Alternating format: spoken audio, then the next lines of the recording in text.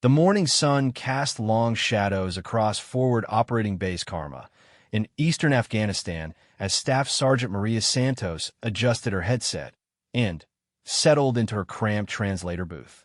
The concrete bunker smelled of dust, sweat, and the strong coffee that kept the night shift awake.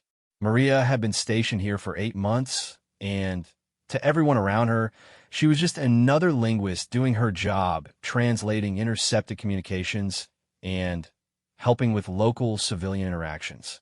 At 28, Maria had an unremarkable appearance that served her well in her cover role. Average height, brown hair usually pulled back in a regulation bun, and wire-rimmed glasses that made her look more like a librarian than a soldier. She wore the standard Army combat uniform without any distinctive unit patches that might give away her true background.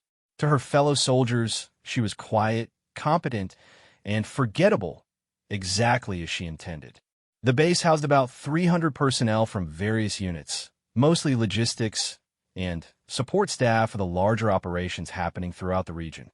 It was considered a relatively safe posting, though the Taliban presence in the surrounding mountains meant they couldn't let their guard down completely.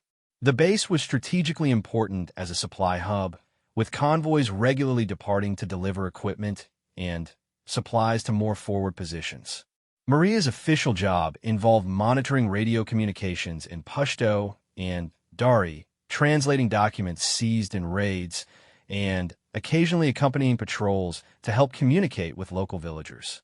She was good at her work, perhaps too good for someone who was supposedly just a linguist with a college degree in Middle Eastern studies. But most people didn't notice the small details that might have given her away. They didn't notice how she instinctively scanned for exits when entering a room, or how her eyes constantly tracked movement around the base perimeter. They didn't see her during her off-duty hours when she thought no one was watching, moving through the shadows between buildings with a fluid grace that spoke of extensive training. And they certainly didn't know about the carefully concealed modifications she had made to her standard-issue equipment. The cover story was perfect. Maria Santos, born in El Paso, Texas, to a Mexican-American family, graduated from University of Texas with degrees in linguistics and international relations. Joined the Army as a translator after college, deployed once before to Iraq. Clean record, unremarkable performance evaluations, and a personality that didn't draw attention. It was a legend that had taken months to construct and years to live convincingly. In reality, Maria was Staff Sergeant Maria Vasquez of the 75th Ranger Regiment, one of the Army's elite special operations units. She had completed Ranger School, airborne training, and dozens of specialized courses that most soldiers never even knew existed. She was fluent in 6 languages, qualified as an expert marksman with multiple weapon systems, and trained in advanced combat tactics, demolitions, and reconnaissance. Her current assignment was deep cover intelligence gathering. Army intelligence had identified a significant Taliban supply network operating in the region, moving weapons and fighters through what appeared to be civilian supply routes. Traditional reconnaissance had failed to penetrate the network, so they needed someone who could operate undetected over an extended period. Maria's language skills and ability to blend into a support role made her perfect for the mission. The irony was that her cover as a translator wasn't entirely false. She really was an exceptional linguist, having grown up in a bilingual household and later studying languages with the same intensity she brought to her military training. The difference was that while her colleagues saw her skills as academic achievements, they were actually tools honed for intelligence work and special operations. For the past 8 months, Maria had been slowly building a network of local contacts and gathering intelligence on the Taliban supply routes. She had identified several key players and was close to understanding the full structure of their operation. The information she was collecting would be crucial for a major operation plan for later in the year, but she needed more time to complete the picture. Her days followed a routine that reinforced her cover. She arrived at the intelligence center each morning at 0600, reviewed overnight communications intercepts, and prepared briefings for the base commander. She ate her meals in the dining facility, usually sitting with other support personnel and listening more than talking. In the evenings, she sometimes joined others for card games or movies in the recreation tent, maintaining the social connections that made her seem like a normal soldier dealing with deployment stress. But beneath the routine, she was always working. Every conversation with local contractors or interpreters was an opportunity to gather information. Every patrol she joined gave her a chance to observe terrain and patterns of movement. She had developed a relationship with an elderly Afghan man named Ahmad who sold fruits and vegetables to the base.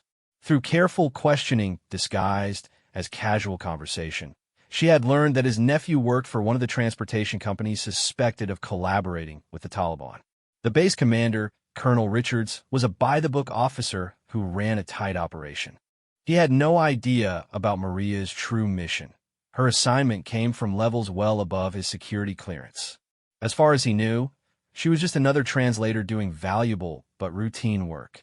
This compartmentalization was essential for operational security, but it also meant that Maria had to be extremely careful not to do anything that might blow her cover. The other soldiers on base had their own stories and struggles.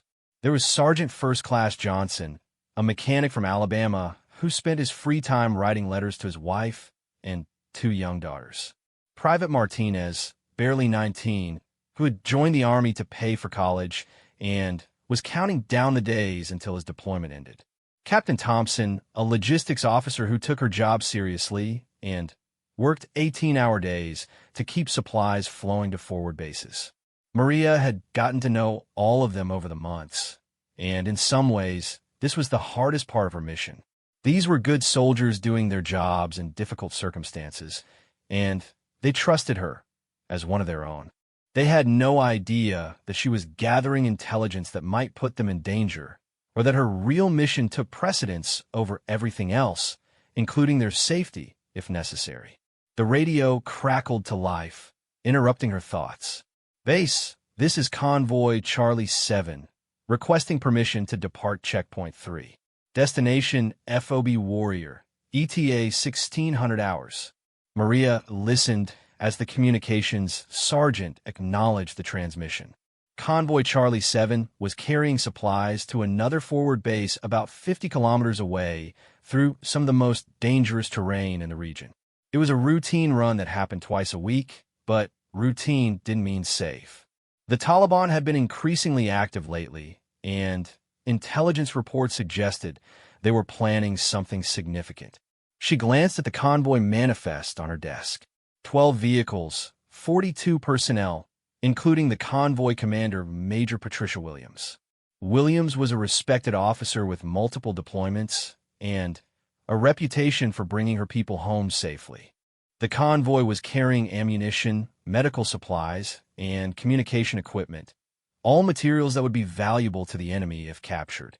As she reviewed the route map, Maria noticed something that made her pause. The convoy would be passing through a valley where one of her Taliban contacts had mentioned increased activity. It was subtle intelligence, the kind of thing that might not make it into formal reports, but could be crucial for operational planning. She made a note to brief the intelligence officer, though she would have to be careful about how she presented the information without revealing her sources. The morning passed quickly as she worked through a backlog of intercepted communications. Most were routine, Taliban fighters discussing supply shortages, complaints about coalition air patrols, and the usual mix of operational planning and personal conversations. But buried in the routine traffic was intelligence gold. References to a major operation being planned, mentions of new weapons arriving, and coordination between different Taliban cells. Maria carefully documented everything, using a coding system that allowed her to identify patterns without revealing the full scope of what she knew. Her handler would receive the intelligence through a secure communication channel, but she had to be patient. Rushing to report everything she learned would risk exposing her cover and destroying months of careful work. Around noon, she took a break and walked to the base perimeter to get some fresh air. The mountains in the distance looked peaceful, but she knew they hid dangers that most of the soldiers on base couldn't imagine. Taliban fighters moved through those mountains like ghosts, planning attacks, and moving supplies with an intimate knowledge of the terrain that gave them significant advantages. A young soldier named Private Chun joined her at the fence, staring out at the landscape with the expression of someone trying to make sense of where he had ended up. Chun was new to the base, having arrived just 2 weeks earlier as a replacement for a soldier who had been injured in a vehicle accident. "Pretty quiet today," Chun said, more to break the silence than because he had anything important to say. Maria nodded, maintaining her cover as just another soldier marking time until deployment ended. "The mountains always look peaceful from here. It's what you can't see that you have to worry about. You've been here a while, right? 8 months. Something like that." Time kind of blurs together after a while. Chun nodded, probably thinking about the 10 months he still had left on his deployment. What's it really like out there? I mean, beyond the briefings and safety lectures. Maria chose her words carefully. She could have told him about Taliban tactics, about how they use the terrain, and their knowledge of local customs to their advantage. She could have explained how every civilian was a potential intelligence source for either side, how trust was a luxury that could get you killed, and how the enemy was far more sophisticated and organized than most soldiers realized. Instead, she said, "It's complicated. Nothing is ever as simple as it looks in the briefings. The important thing is to stay alert and trust your training." It was good advice, even if it barely scratched the surface of what Chun would need to know to survive his deployment. But Maria couldn't risk saying more without potentially compromising her cover or revealing knowledge that a translator shouldn't have. As they talked, Maria noticed a small dust cloud in the distance, moving along one of the roads that led toward the base. It was probably just local traffic, but her training had taught her to notice everything and assume nothing. She made a mental note of the time and direction, adding it to the constant stream of observations that filled her days. The afternoon brought more routine work, but Maria's mind kept returning to the intelligence she had been gathering about Taliban supply networks. She was close to a breakthrough, close to understanding how the enemy moved weapons and fighters through the region with such apparent ease. But close wasn't good enough when American lives were at stake. Her handler had been pressuring her for more detailed intelligence, especially about Taliban leadership in the region. There were rumors of a high-value target operating somewhere in the area, someone important enough that capturing or eliminating him could significantly disrupt enemy operations. But identifying such a person required getting closer to Taliban networks than Maria had managed so far. The risk was enormous. If her cover was blown, she would likely be killed before any rescue could reach her. But the potential intelligence value was also enormous. She had to balance operational security against mission requirements, and that balance was becoming more difficult to maintain as pressure from above increased. Evening brought the usual routine of dinner, brief socializing, and preparation for the next day. Maria ate with Sergeant Johnson and a few other soldiers, listening to their conversation about home, families, and plans for when their deployments ended. It was the kind of normal interaction that helped maintain her cover, but it also reminded her of what she was risking with her real mission. As darkness fell over the base, Maria returned to her quarters, a small concrete room she shared with Captain Linda Foster, a supply officer who spent most of her time dealing with logistics problems. Foster was already asleep, exhausted from another long day of trying to keep equipment and supplies flowing to units across the region.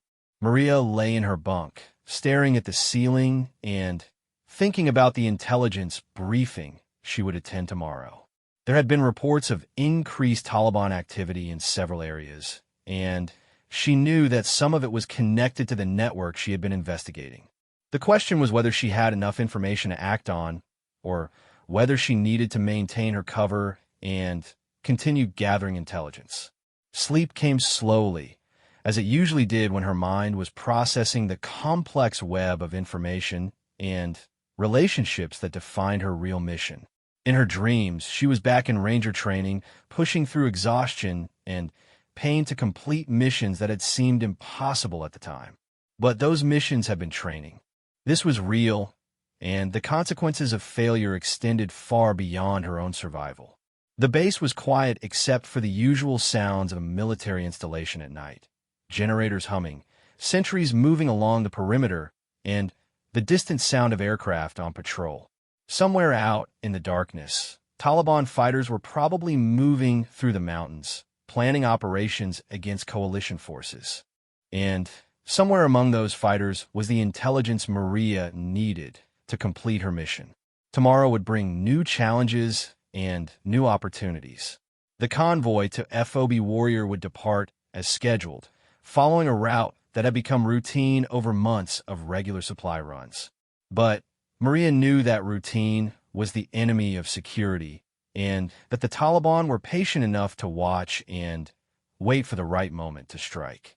She finally fell asleep thinking about the delicate balance she had to maintain between her cover mission and her real objectives. In a few hours, she would wake up and continue playing the role of Staff Sergeant Maria Santos, unremarkable translator and support soldier. But underneath that carefully constructed identity, Staff Sergeant Maria Vasquez of the 75th Ranger Regiment was always ready to emerge when the situation demanded it. The question was not if that moment would come, but when, and whether she would be ready when it did. The next morning arrived with the sharp crack of reveille echoing across FOB Karma at 0500 hours. Maria was already awake, having developed the soldier's ability to wake herself a few minutes before any alarm. She dressed quickly in the dim pre-dawn light, careful not to disturb Captain Foster, who had returned to quarters well past midnight, dealing with a supply crisis at another base. The mess hall was bustling with activity as soldiers grabbed quick breakfast before the day's missions began. Maria collected her usual coffee and scrambled eggs, finding a seat near a window where she could observe the motor pool area. Convoy Charlie 7 was already being prepped for departure, with mechanics performing final inspections on the 12-vehicle convoy that would soon head out into dangerous territory. Major Patricia Williams was easy to spot among the convoy personnel, her confident bearing and quick, decisive movements marking her as someone accustomed to command responsibility. At 35, Williams had led more convoys through hostile territory than most soldiers could count, and her reputation for bringing everyone home safely was well-deserved. She moved between vehicles, checking equipment, and talking with her drivers and gunners with the easy professionalism that came from years of experience. As Maria watched the convoy preparations, she noticed something that made her pause. One of the Afghan interpreters working with the convoy was someone she recognized from her intelligence gathering, a man named Rashid, who had family connections to the transportation network she suspected of Taliban collaboration. Seeing him assigned to today's convoy sent a chill down her spine, but she couldn't do anything about it without risking her cover. After breakfast, Maria reported to the intelligence center for the morning briefing. Captain Sarah Mitchell, the intelligence officer, was reviewing overnight reports with her usual methodical precision. Mitchell was one of the few people on base who occasionally made Maria nervous, not because she suspected anything, but because she was genuinely good at her job and might notice inconsistencies that others would miss. "Morning, Santos," Mitchell said without looking up from her computer screen. "I need you to review these intercepts from last night. Priority traffic from the northern sector." Maria settled into her workstation and began reviewing the communications intercepts. Most were routine Taliban radio traffic, but one conversation made her blood run cold. Two Taliban fighters were discussing an ambush plan for today, targeting a large convoy carrying valuable supplies. The conversation was in a regional dialect that most translators would struggle with, but Maria understood every word. The timing and target description matched Convoy Charlie 7 perfectly. The Taliban had somehow learned about the convoy's departure time and route, and they were planning to hit it with what sounded like a significant force. Maria's mind raced as she considered her options. She had to warn someone, but she couldn't reveal how she knew about the ambush without compromising her cover mission. She quickly drafted a report emphasizing the intelligence value of the intercept while downplaying her certainty about the translation. In military intelligence, ambiguous reports were common, and it was standard procedure to take precautions even when threats couldn't be confirmed. She marked the report as high priority and sent it to Captain Mitchell. Mitchell read the report with growing concern, her expression darkening as she understood the implications. She immediately called Colonel Richard's office to request an urgent briefing, but the colonel was already in a meeting with visiting officials from division headquarters. The earliest she could get on a schedule was 1,400 hours, 2 hours after the convoy was scheduled to depart. "Can you be more specific about the threat?" Mitchell asked Maria. "The intercept mentions large convoy, but we have 3 convoys departing today. Is there anything that specifically identifies Charlie 7? Maria had to be careful. She knew the intercept referred to Charlie 7 because of additional intelligence she had gathered through her covert network, but she couldn't reveal that without blowing her cover. "The timing reference in the conversation suggests a midday operation," she said. "Charlie 7 is the only large convoy departing in that time frame." Mitchell nodded grimly. "I'll try to reach Major Williams directly, but she may already be in the communications blackout zone." Military convoys often operated under radio silence during the initial phase of their missions to avoid giving away their positions to enemy listeners. As if summoned by their conversation, the distinctive rumble of heavy vehicles filled the air outside the intelligence center. Through the window, Maria watched as Convoy Charlie 7 began moving toward the base exit.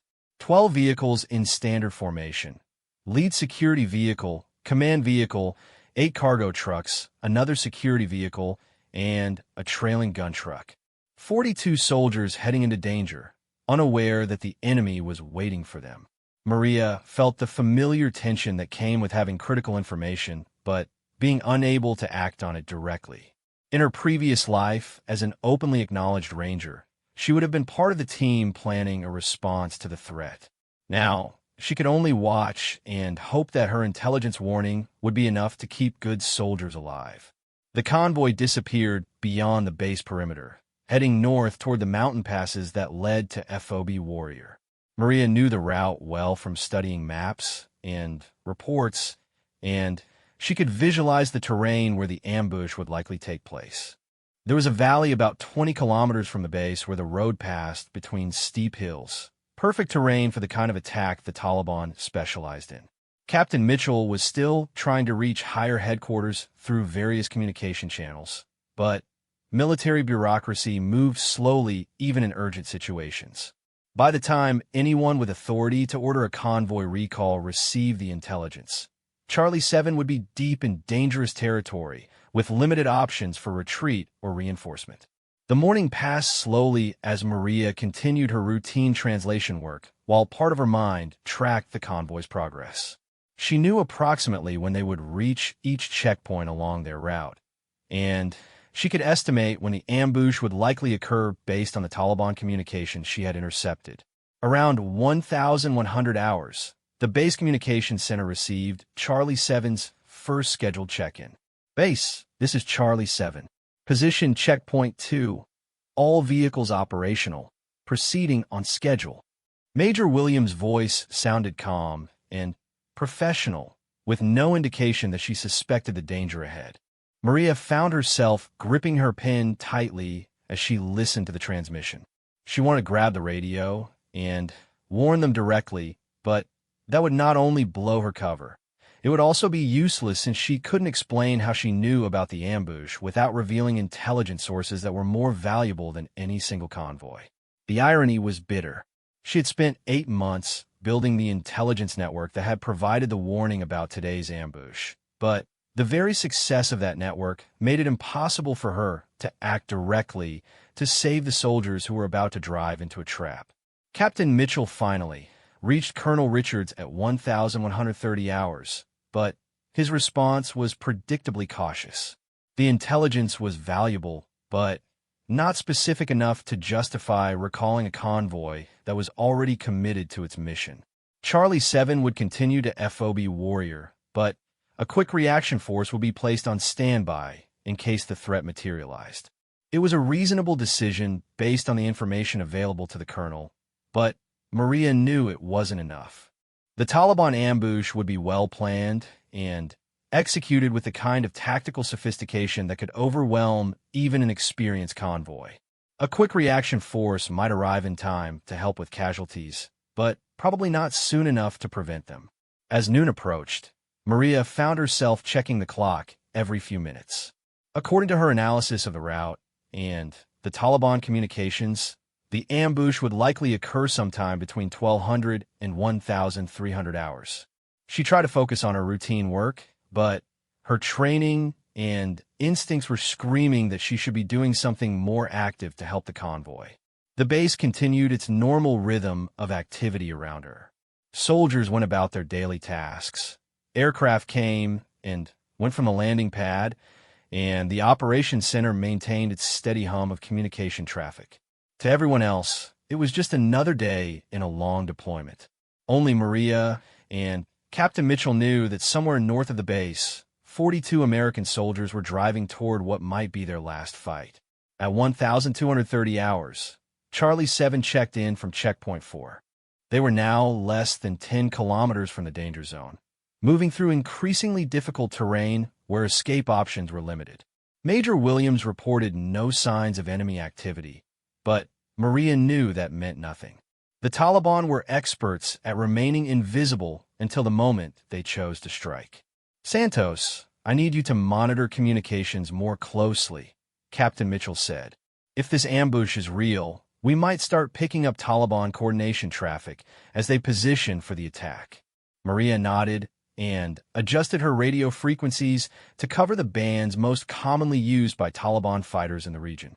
The irony was that she was probably the best qualified person on the base to detect such communications, thanks to her months of covert intelligence gathering. But she had to be careful not to demonstrate more knowledge than her cover identity should possess. The radio traffic she monitored over the next 20 minutes was routine: Taliban fighters discussing patrol schedules, supply issues, and family matters. But Maria detected subtle changes in the pattern of communications that suggested increased activity. Fighters were moving into position, checking equipment, and preparing for something significant. At 1,255 hours, the pattern of Taliban communications suddenly changed. Radio traffic increased dramatically, with multiple fighters reporting positions and readiness status. Maria's blood ran cold as she realized the ambush was about to begin. Charlie 7 was walking into a carefully prepared trap, and there was nothing she could do to stop it.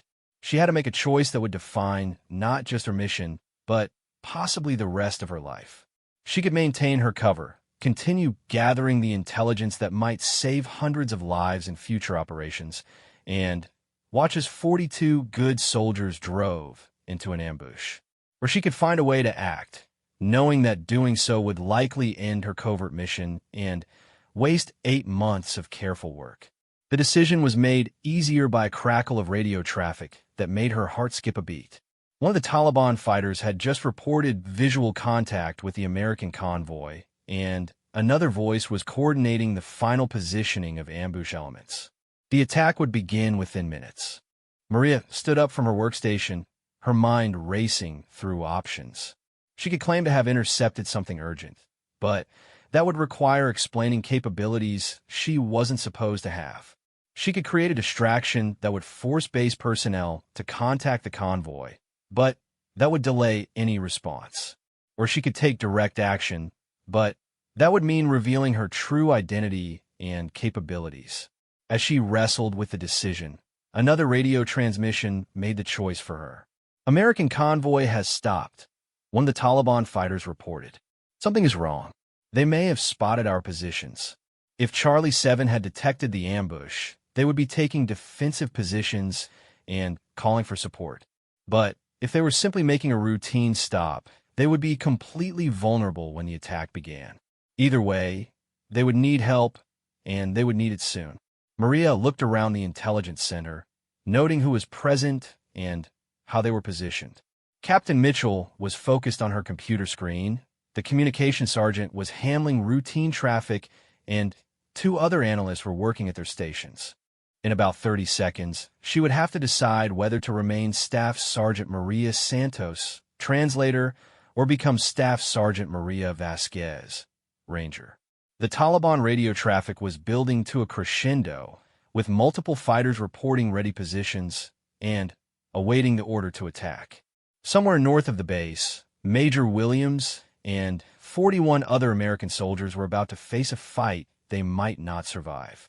And sitting in an air-conditioned bunker, the only person who could help them was wrestling with a decision that would change everything. Time was running out, and the moment of choice had arrived. The explosion that shattered the afternoon quiet at FOB Karma came exactly at 1,301 hours, carried across the mountains by the wind like distant thunder. But Maria knew it wasn't thunder.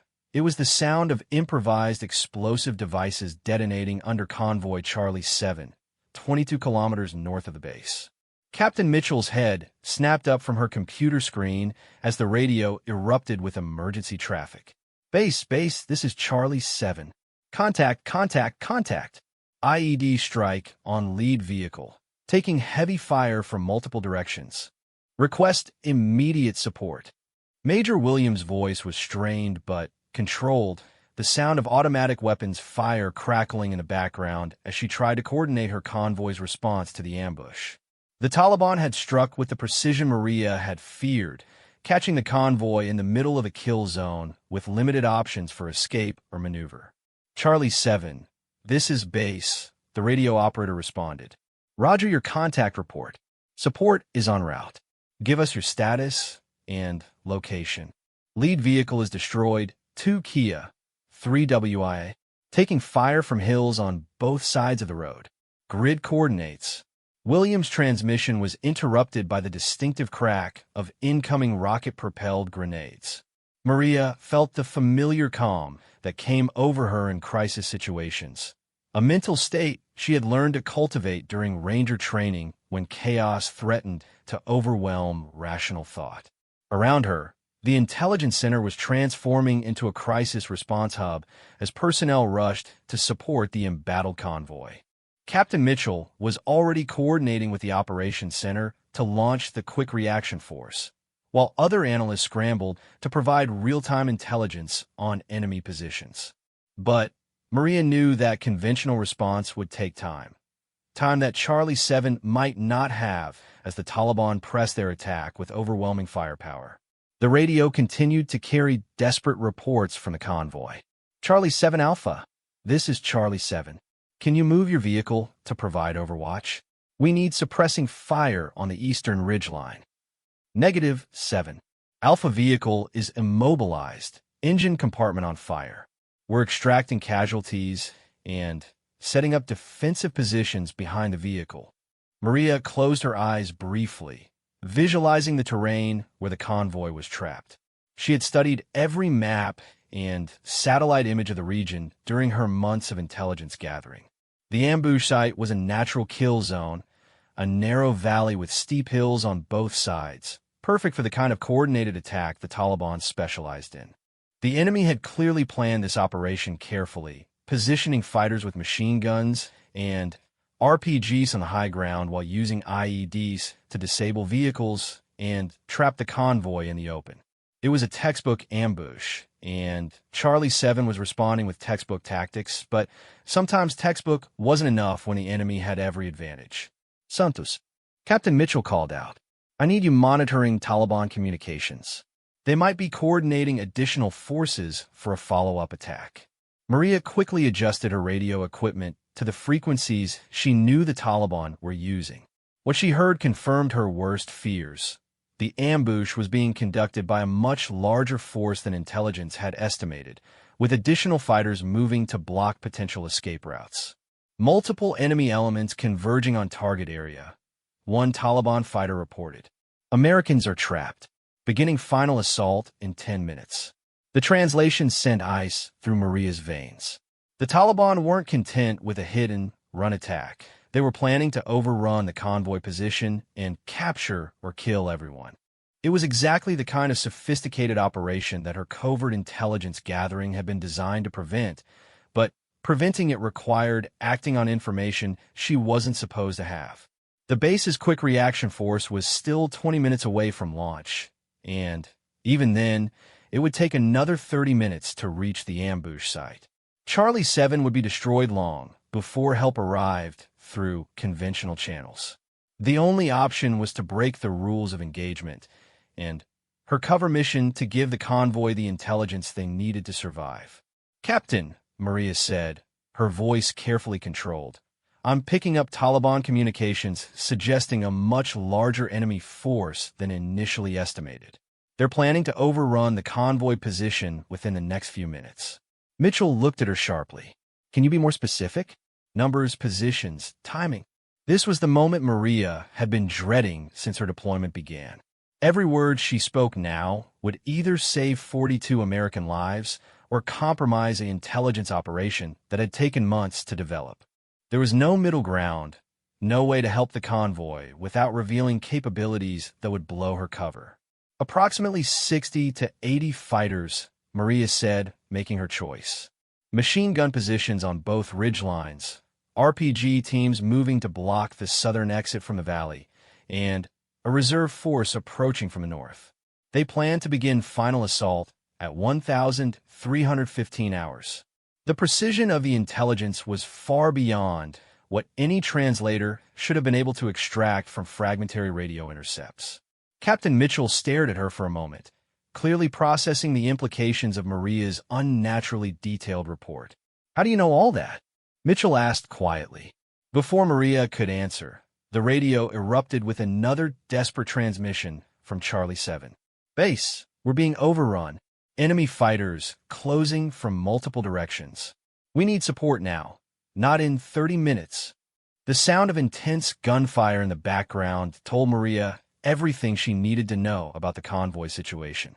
They were fighting for their lives against overwhelming odds, and conventional help wouldn't arrive in time. She had approximately 3 minutes to decide whether to maintain her cover and watch good soldiers die, or to act and accept the consequences. "Captain, I need to speak with Colonel Richards immediately," Maria said, her voice taking on an authority that hadn't been there moments before. "There are things about this situation that require immediate command attention." Mitchell looked at her with growing suspicion, but the urgency of the situation overrode normal security procedures. "Colonel's in the operations center dealing with the crisis. You'll have to tell me whatever you know, and I'll pass it along." Maria shook her head. "This goes above your clearance level, Captain. I'm sorry, but I need to speak with the Colonel directly, and I need to do it now." The transformation in Maria's demeanor was subtle, but unmistakable. The quiet, unremarkable translator was gone, replaced by someone who spoke with the confidence of authority and the bearing of a soldier accustomed to making life-or-death decisions. Mitchell noticed the change, but couldn't quite process what it meant. "Santos, what the hell is going on? Who are you really?" The radio interrupted before Maria could answer. "Charlie 7 to base. We have vehicles burning, multiple casualties, and enemy fighters advancing on our position. Where is that support?" Maria made her decision. "Captain, my name is Staff Sergeant Maria Vasquez, 75th Ranger Regiment. I've been operating under deep cover for the past 8 months, gathering intelligence on Taliban networks. The convoy is about to be overrun, and I have information that can save them, but only if we act immediately." The words hung in the air between them like a bomb that had been dropped but hadn't yet exploded. Mitchell stared at her, processing information that challenged everything she thought she knew about her colleague and the situation they were facing. "Prove it," Mitchell said finally. Maria reached into her cargo pocket and pulled out a small device that looked like a standard military radio, but had modifications that marked it as special operations equipment. She quickly entered a code sequence that connected her to a secure communication channel. "Night Watch, this is Desert Rose," she spoke into the device. "Authentication code Delta 77 Charlie. I need immediate priority override for Operation Sandstorm." The response came back within seconds. "Desert Rose, this is Night Watch. Authentication confirmed. What is your status? Cover is blown. American convoy under attack at grid coordinates. I'm transmitting now. Requesting immediate close air support and authorization to actively assist rescue operation. Mitchell listened to the exchange with growing amazement as Maria coordinated support with what was clearly a high-level special operations command structure. The quiet translator had vanished completely, replaced by a professional warrior speaking in the clipped, efficient language of special operations. Desert Rose, close air support is airborne and will be on station in 12 minutes. You are authorized to take any action necessary to preserve American lives and complete your mission.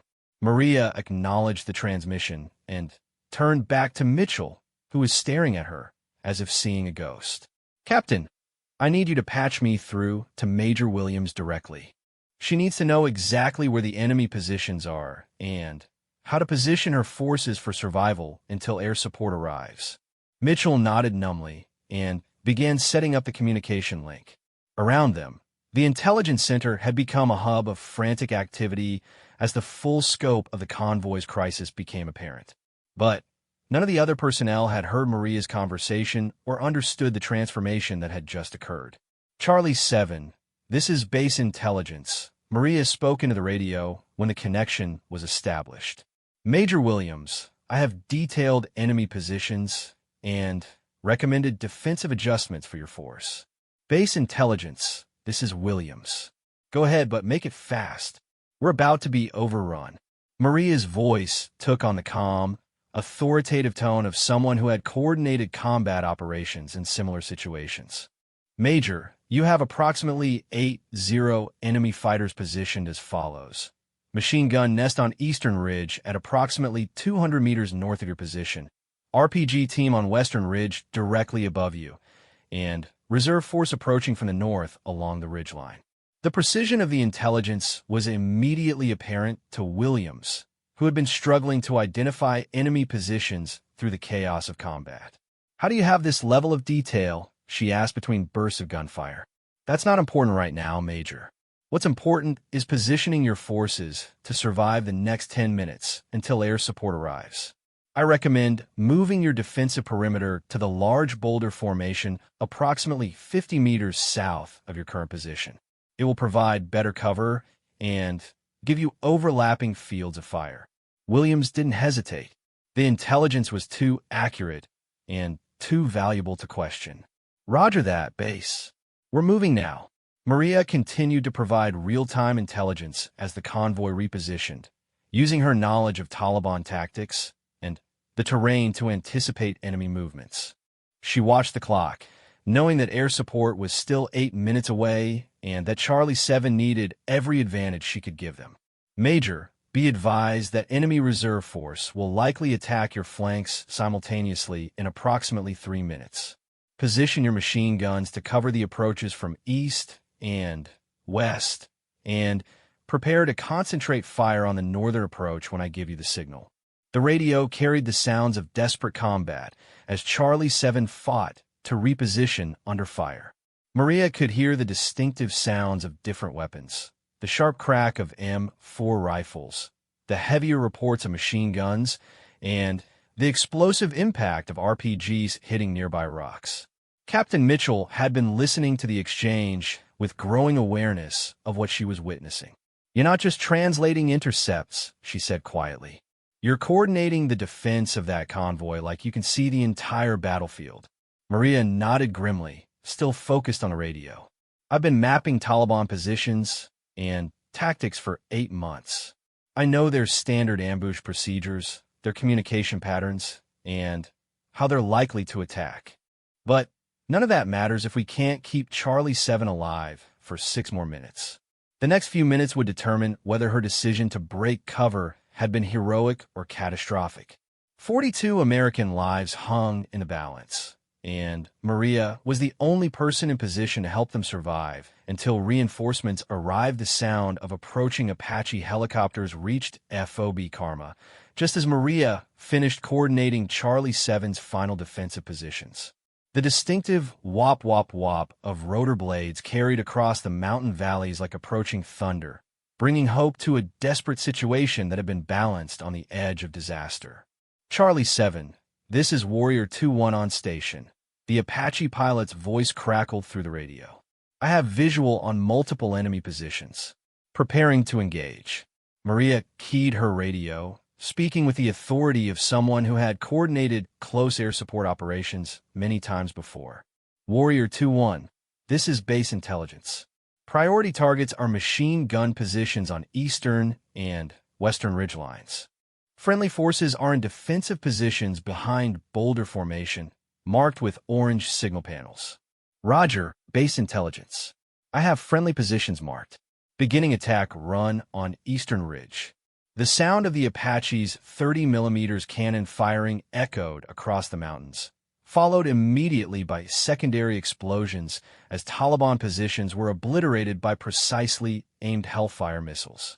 Maria monitored Taliban communications as chaos erupted among the ambush force. Their carefully planned attack was being systematically destroyed by American air power, guided by intelligence they couldn't understand.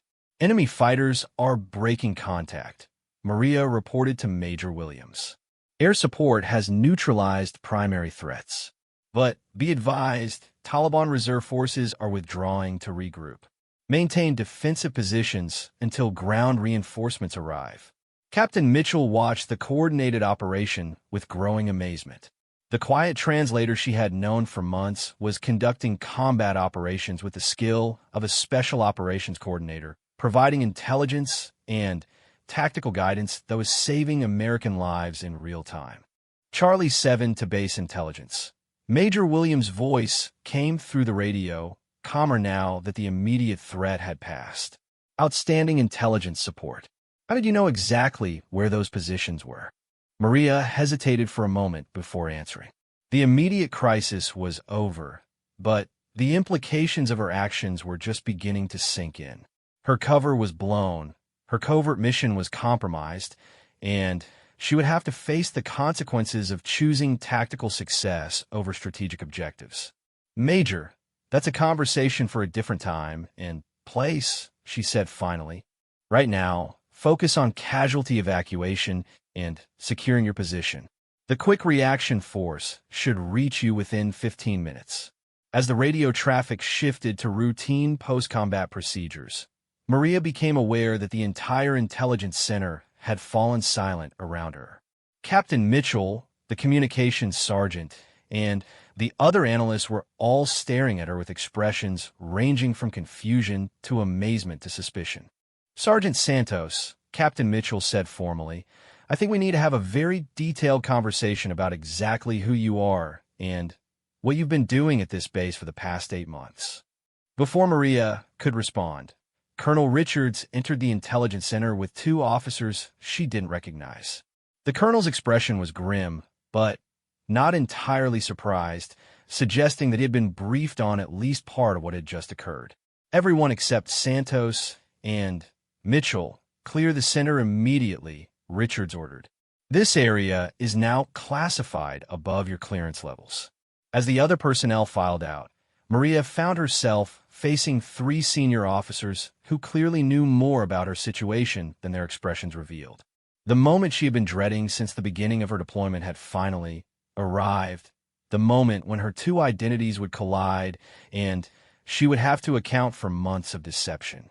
Staff Sergeant Maria Vasquez, Colonel Richards said, using her real name for the first time since her arrival at the base. I received a very interesting phone call about 10 minutes ago from someone claiming to be your handler at Joint Special Operations Command. One of the unknown officers, a lieutenant colonel wearing Special Forces insignia, stepped forward. Sergeant Vasquez, I'm Lieutenant Colonel Hayes from JSOC. We've been monitoring your operation from the beginning, and we need to debrief you immediately about the compromise of your cover. Maria felt a mixture of relief and apprehension. Relief that she wouldn't have to explain her actions to people without appropriate clearances, and apprehension about what the compromise of her mission would mean for the intelligence operation she had spent 8 months developing. Sir, the compromise was necessary to save American lives, she said. Charlie 7 was about to be overrun, and conventional support wouldn't have arrived in time. Colonel Richard nodded slowly.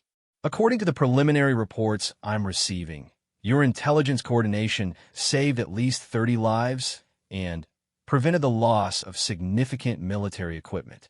But it also exposed an intelligence operation that cost considerable resources to establish. The weight of the situation settled over Maria like a heavy cloak. She had made the right tactical decision, but the strategic consequences were still being calculated. Months of careful intelligence gathering, the network of sources she had developed, and the deep cover identity that had taken so long to establish, all of it was now compromised. Captain Mitchell, Lieutenant Colonel Hayes said, turning to the intelligence officer who had been listening to the exchange with growing understanding. You've just witnessed a classified special operations mission. Everything you've seen and heard in the past hour is compartmented information that cannot be discussed with anyone without explicit authorization. Mitchell nodded, still processing the revelation that her quiet colleague had been an undercover special operations soldier the entire time. Sir, I need to understand what this means for base security and ongoing operations. If Sergeant Vasquez has been operating under deep cover, what other operations might be affected? It was a good question, and one that Maria had been considering since the moment she broke cover. Her network of local sources would be compromised once word spread that she wasn't really just a translator. The Taliban contacts she had been developing would disappear, and the intelligence pipeline she had spent months creating would be destroyed. The immediate priority is debriefing Sergeant Vasquez on everything she's learned during her time here, Hayes said. We need to extract maximum intelligence value from her operation before the compromise spreads through local networks. Colonel Richards looked at Maria with a mixture of respect and frustration. Sergeant, I've been commanding this base for 14 months without knowing that one of my soldiers was actually a special operations asset. I understand operational security, but this has implications for base defense and personnel management that I should have been aware of. Maria understood his frustration. Base commanders were responsible for the safety and effectiveness of all personnel under their command, and discovering that one of his soldiers had been operating with a completely different mission and chain of command was a significant breach of normal military protocol. Sir, the operational security requirements were established at levels above both our clearances, she said. The intelligence I was gathering had strategic implications that required complete compartmentalization. Hayes consulted a secure tablet he had been carrying. Sergeant Vasquez, your handler wants a complete debrief within the next 6 hours. But first, we need to assess the immediate impact of your cover compromise on base security and ongoing operations.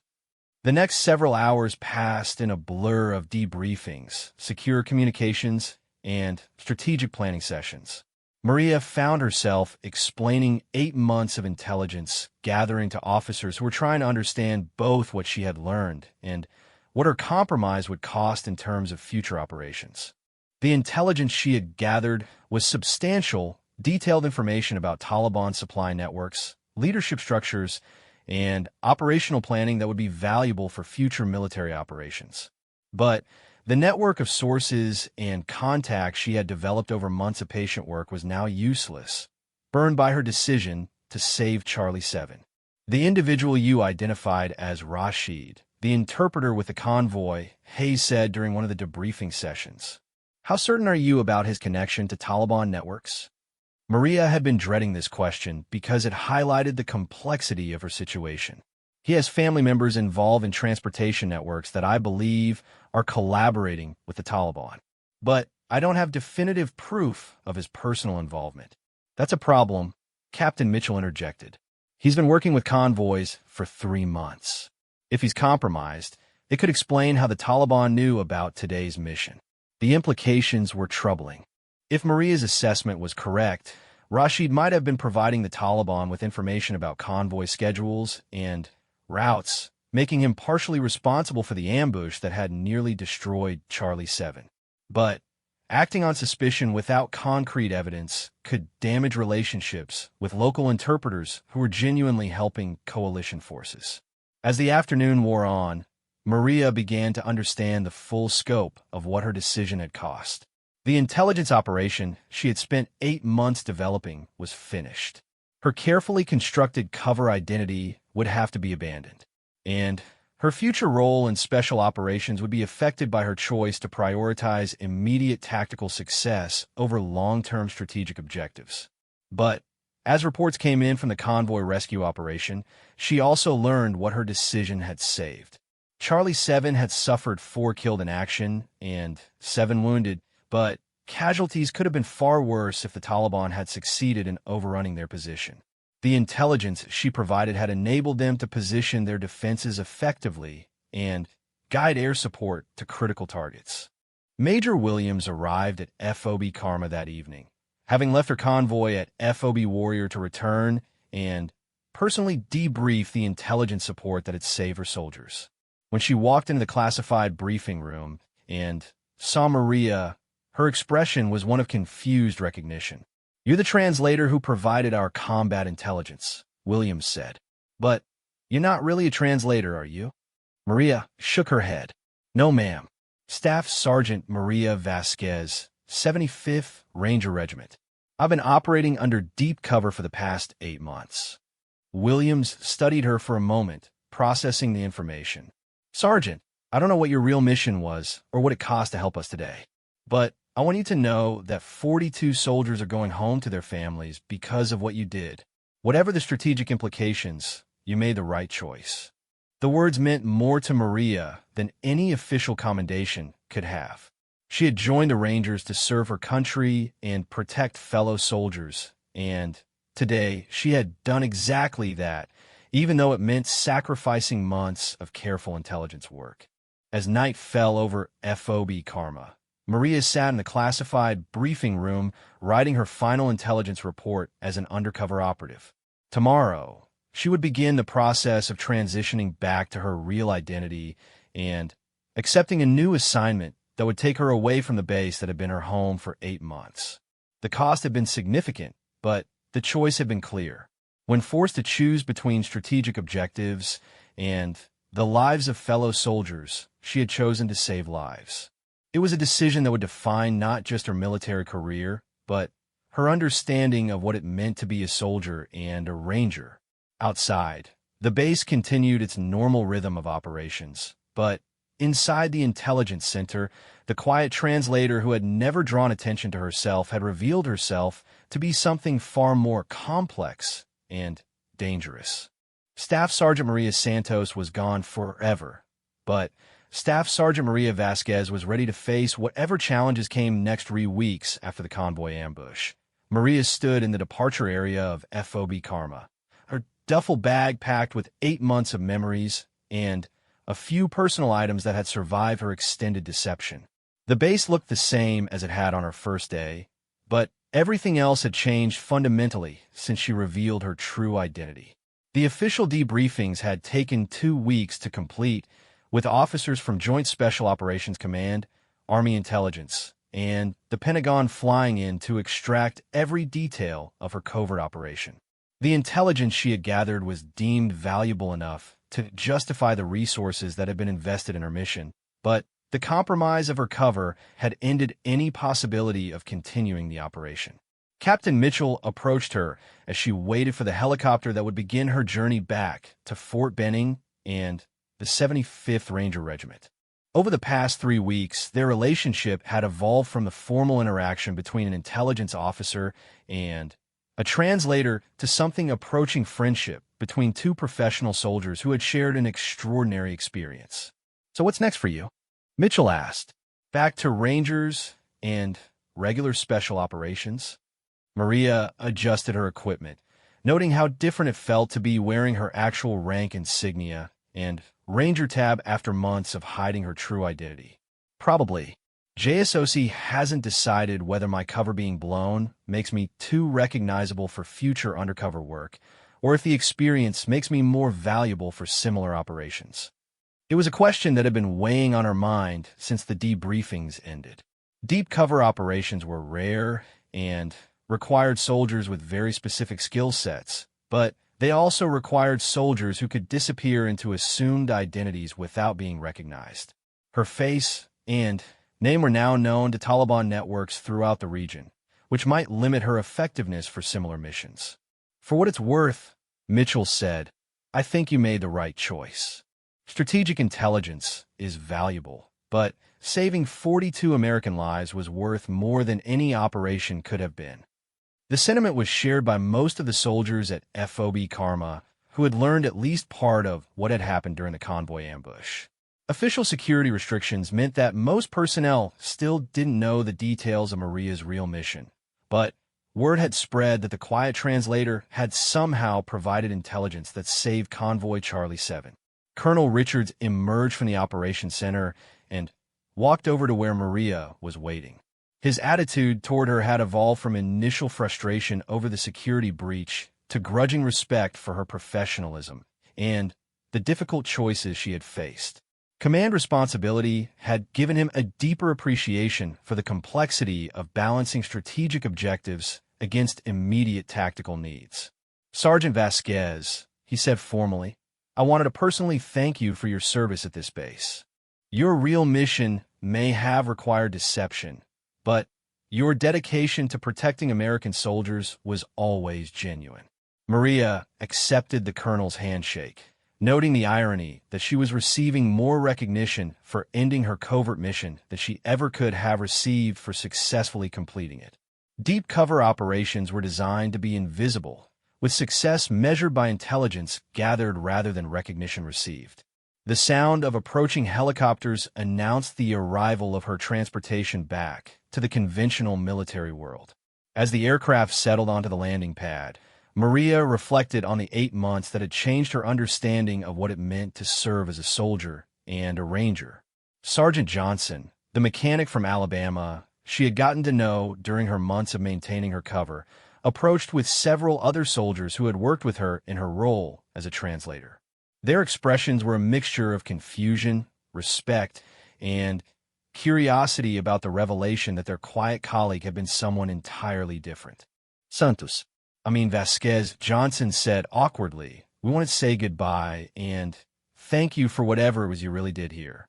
We don't understand all the details, but we know it was important. The words were simple, but they carried the weight of genuine appreciation from soldiers who had accepted her as one of their own during the long months of deployment stress and shared hardship. Building those relationships had been part of her cover, but the friendships that developed had been real, making the deception more difficult than any training exercise could have prepared her for. Private Chun, the young soldier she had talked with at the base perimeter, stepped forward with the hesitant expression of someone who was still processing information that didn't quite make sense. Ma'am, I just wanted to say that your advice about staying alert and trusting training, it makes a lot more sense now, knowing who you really are. Maria smiled, remembering the conversation that seemed like a lifetime ago. The advice was real, even if everything else about my identity wasn't.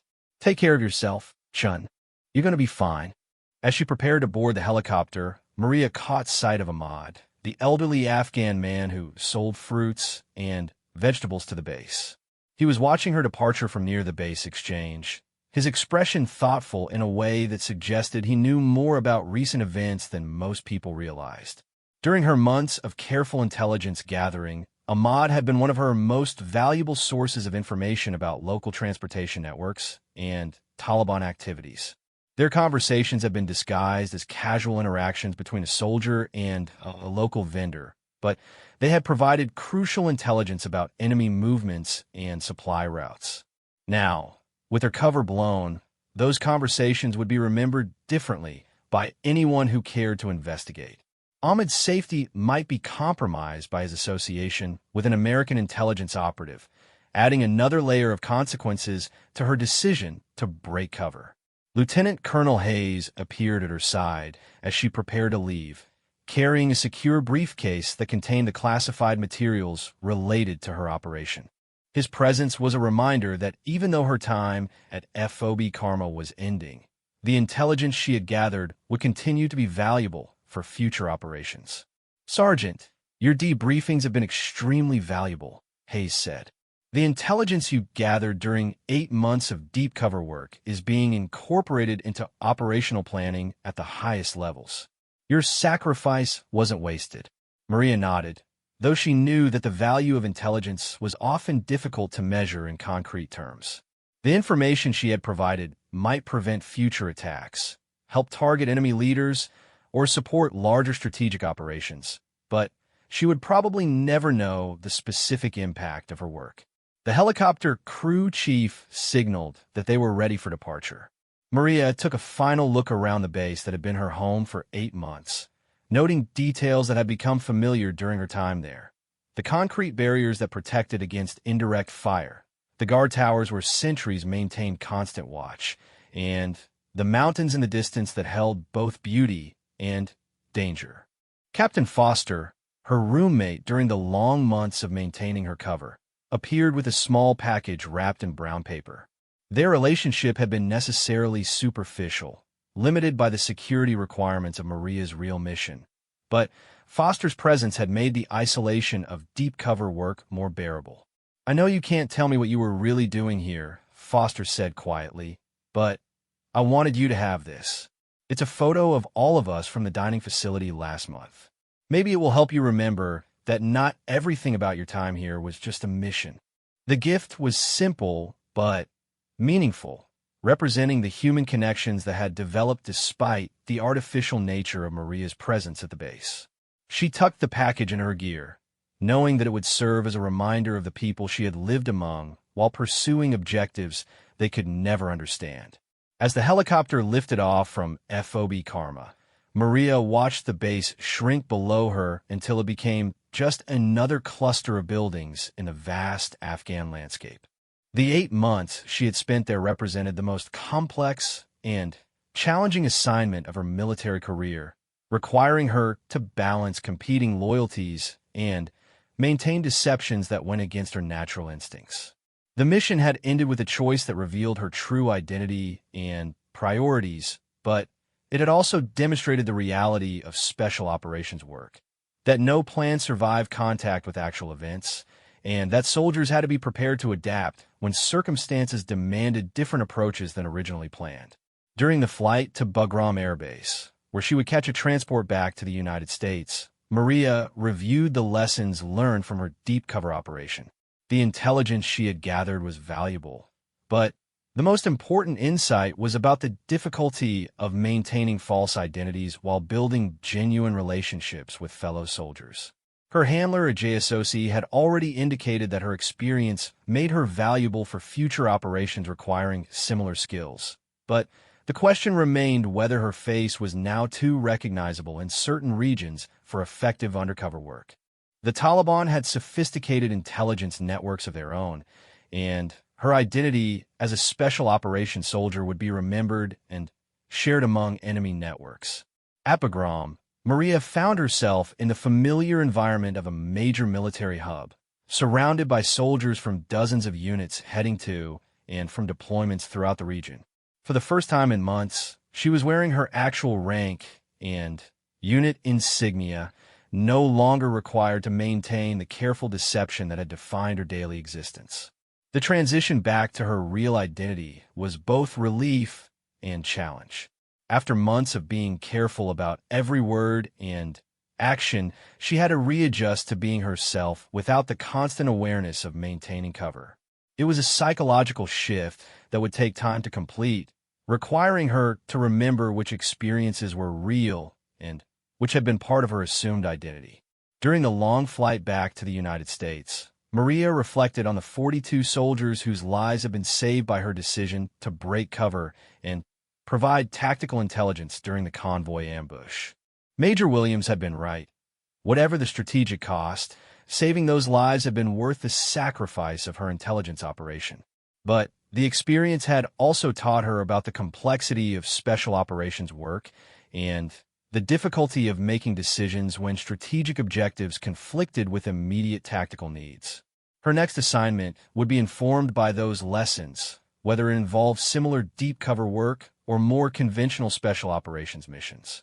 As the aircraft crossed into American airspace, Maria felt the satisfaction of a mission completed, even though it hadn't ended as planned.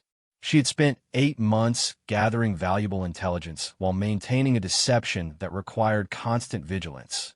And when the situation demanded it, she had chosen to protect fellow soldiers over protecting her cover. The 75th Ranger Regiment motto was "Rangers lead the way," and Maria believed she had done exactly that during the critical moments when Convoy Charlie 7 faced annihilation. Leading sometimes meant making difficult choices about priorities, and she was confident that she had made the right choice when it mattered most.